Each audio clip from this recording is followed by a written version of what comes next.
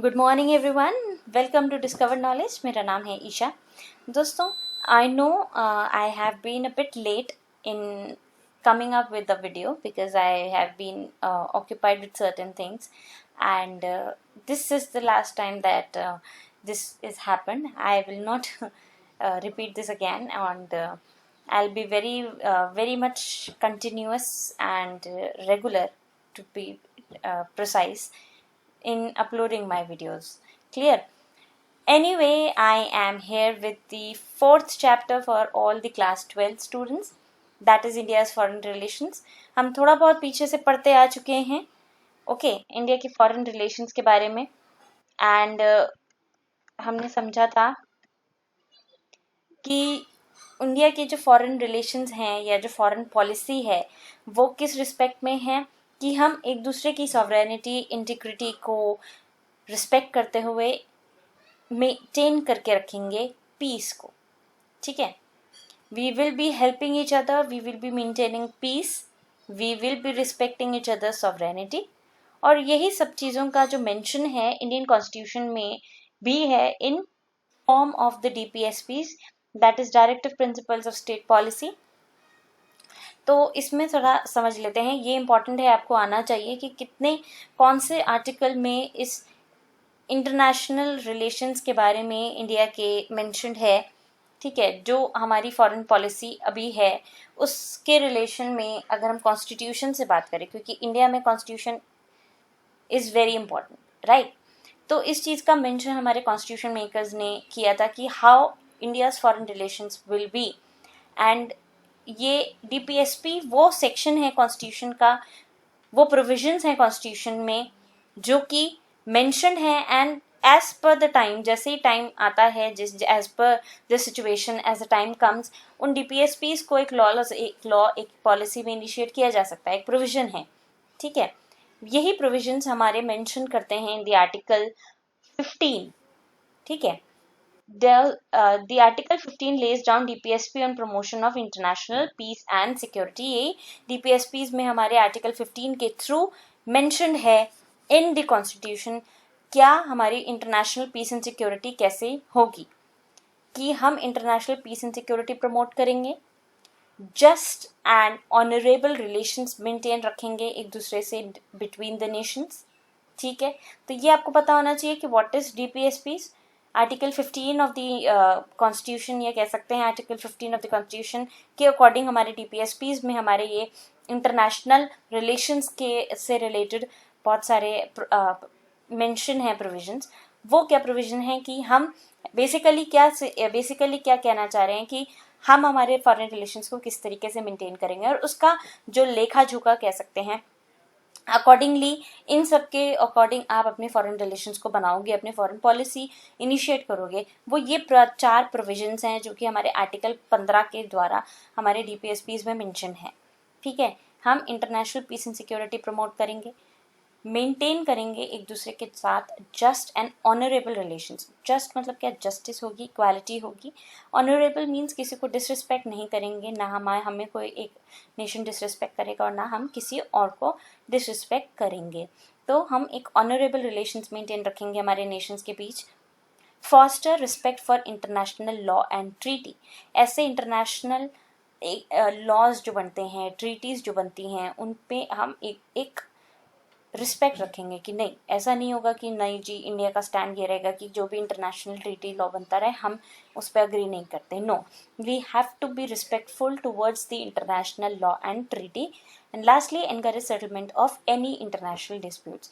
कोई भी international disputes खड़ा होता है हमारे बीच, दूसरी कंट्रीज़ के बीच, इफ़ पॉसिबल हम उसका सेटलमेंट एनकरेज करेंगे, और ना कि ये कि आप एक दूसरे से लड़ लो।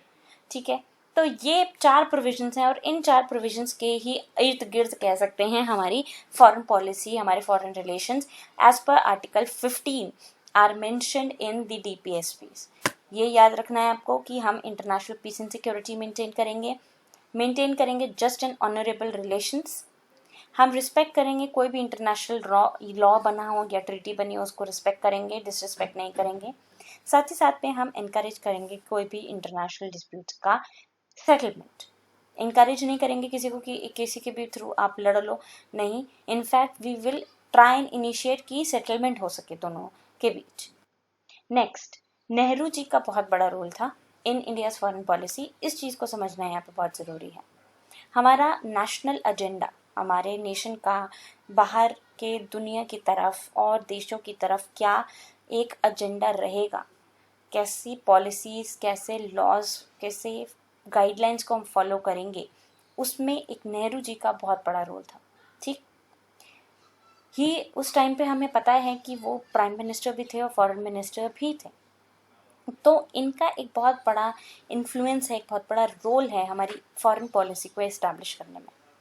इनके 3 ऑब्जेक्टिव रहे हैं, क्योंकि वो उस टाइम पे फॉरेन मिनिस्टर भी थे, उस टाइम पे वो प्राइम मिनिस्टर भी थे, तो इसीलिए कह सकते हैं हमारी जो फॉरेन पॉलिसी आज भी है या कहीं कुछ हद तक, ठीक है, नेहरू जी की इनिशिएशन से है, उनका एक बहुत बड़ा रोल, उनका एक बहुत बड़ा इन्फ्लुएंस हमारे फॉरेन पॉलिसी में, हमारे फॉरेन रिलेशंस में रहा है।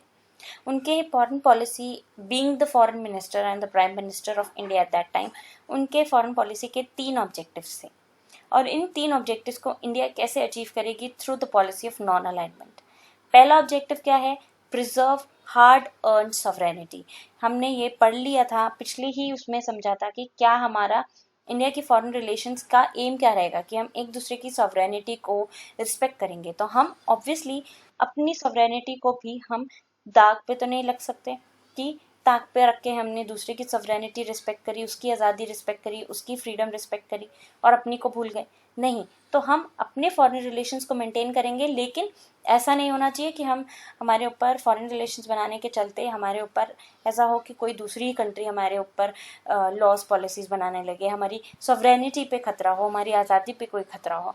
तो सबसे बड़ा इंपॉर्टेंट रोल इंडिया की फॉरेन पॉलिसी में, या जो ऑब्जेक्टिव कह सकते हैं, एम कह सकते हो आप हमारी फॉरेन पॉलिसी का, वो था कि हम अपनी सॉवरेनिटी को, हार्ड अर्न सॉवरेनिटी, क्योंकि यहाँ पे हार्ड अर्न क्यों लिखा है, क्योंकि हमने अपने इतने नेशनलिस्ट, इतनी लंबी नेशनलिस्ट स्ट्रगल के बाद हमने अपनी आज़ादी ली है ना, तो इसलिए ऑब्वियसली उसको ऐसे ही तो जाने देंगे नहीं। ठीक। Second, to protect territorial integrity, कि हमारी टेरिटरी हमारी अपनी है, कोई उस पर कब्जा नहीं कर सकता, तो इस चीज़ को भी, हमारी आज़ादी पे कोई कब्जा नहीं कर सकता, पहला था। दूसरा, हमारी टेरिटरी पे कोई कब्जा नहीं कर सकता। तो ये 2 एम थे। तीसरा, प्रमोट रैपिड इकोनॉमिक ग्रोथ, और यही हमारी फॉरेन पॉलिसी का इनिशिएशन आज भी यही है कि हम अपने इकोनॉमिक ग्रोथ को प्रमोट करें, दूसरे के साथ रिलेशंस बनाए रखें, एक मेंटेन रखें, पीस, सॉवरेनिटी प्रमोट करें, प्रिजर्व करें, प्रोटेक्ट करें हमारी टेरिटोरियल इंटीग्रिटी। तो यही सारी चीज़ें हमारे मेंशन्ड हैं, हमारी फॉरेन पॉलिसी का एक बहुत बड़ा रोल है, ऑब्जेक्टिव है, और यही एक, ये जो ऑब्जेक्टिव है फॉरेन पॉलिसी का, जो एम है हम जो देखते हैं आज, ये कहीं ना कहीं नेहरू जी के इनिशिएशन से, उनके इन्फ्लुएंस से बहुत बड़ा रोल है। ठीक है, तो आप कह सकते हो कि यहाँ तक समझ में आ गया कि आर्टिकल 15 हमारा ले डाउन करता है, कुछ डीपीएसपीज हैं। अकॉर्डिंग टू आर्टिकल 15, इन डीपीएसपीज में हमारे प्रोविजंस हैं, ये इन बेसिकली कह सकते हो ये 4 बेस हैं जिनके चलते हमारी फॉरेन पॉलिसी बनाई जाएगी। हम टेरिटोरियल पीस एंड इंटीग्रिटी को रिस्पेक्ट करेंगे, हम जस्ट एंड ऑनरेबल रिलेशंस बना के रखेंगे, हम हर एक इंटरनेशनल लॉ एंड ट्रीटी को रिस्पेक्ट करेंगे और एनकरेज करेंगे कोई भी इंटरनेशनल डिस्प्यूट। हमारे बेस कह सकते हो हमारे फॉरेन पॉलिसी का ऑब्जेक्टिव, ठीक, अकॉर्डिंग टू नेहरू जी, क्योंकि उनका एक बहुत बड़ा रोल है हमारे फॉरेन पॉलिसी में, is to preserve hard and sovereignty, protect territorial integrity and promote rapid growth and economic growth. एक और चीज़ यहाँ पे ये समझनी ज़रूरी है कि नेहरू जी के जो बहुत ये फॉरेन पॉलिसी के जो उन्होंने ऑब्जेक्टिव्स उनके सेट थे, ठीक है, अकॉर्डिंगली, क्योंकि वो उस टाइम पे फॉरेन मिनिस्टर थे और प्राइम मिनिस्टर भी थे कंट्री के, तो इनको बहुत ज़्यादा कुछ लोगों ने अपोज किया। ठीक है, क्या? Groups and parties that wanted India's inclination towards US led block. ठीक है, यूएस लेड ब्लॉक, क्योंकि हमें पता है कि सेकेंड वर्ल्ड वॉर हो चुकी थी, 2 ग्रुप्स बन चुके थे, तो यूएस लेड ब्लॉक्स की तरफ जो चाहते थे, हमारी कंट्री में कुछ ऐसे लीडर्स थे, कुछ ऐसे पार्टीज थी, ऐसे ग्रुप्स थे जो चाहते थे कि इंडिया जो है थोड़ा यूएस की तरफ इंक्लाइन हो जाए, और कहीं ना कहीं नेहरू की जो फॉरेन पॉलिसी है उस पर उन्होंने ऑब्जेक्शन किया। वो थे बी आर अम्बेडकर। ठीक है, इंडिविजुअल की बात करें तो बी आर अम्बेडकर, पार्टी की बात करें तो भारतीय जनसंघ और स्वतंत्रता पार्टी। तो ये 3 भी आपको याद रखने हैं कि कौन से वो 3 लोग कह सकते हैं, ग्रुप कह सकते हो, पार्टी कह सकते हो, जो चाहते थे कि थोड़ा इंडिया का इंक्लिनेशन, हाँ, अभी तक हमारी फॉरेन पॉलिसी क्या थी अकॉर्डिंगली, क्योंकि नेहरू जी के ऑब्जेक्टिव के हिसाब से, नेहरू जी के बिलीव्स के हिसाब से, ठीक है, जो उनके फॉरेन पॉलिसी के ऑब्जेक्टिव्स थे, वो चाहते थे कि हम नॉन अलाइनमेंट के द्वारा किसी भी ग्रुप में ना जाकर के अपनी सॉवरेनिटी, अपनी इंटीग्रिटी को प्रोटेक्ट करके रखें और हम एक दूसरे किसी भी ब्लॉक का पार्ट ना बने, फिर वही हमारी फ्रीडम पे एक बंधन हो जाएगा।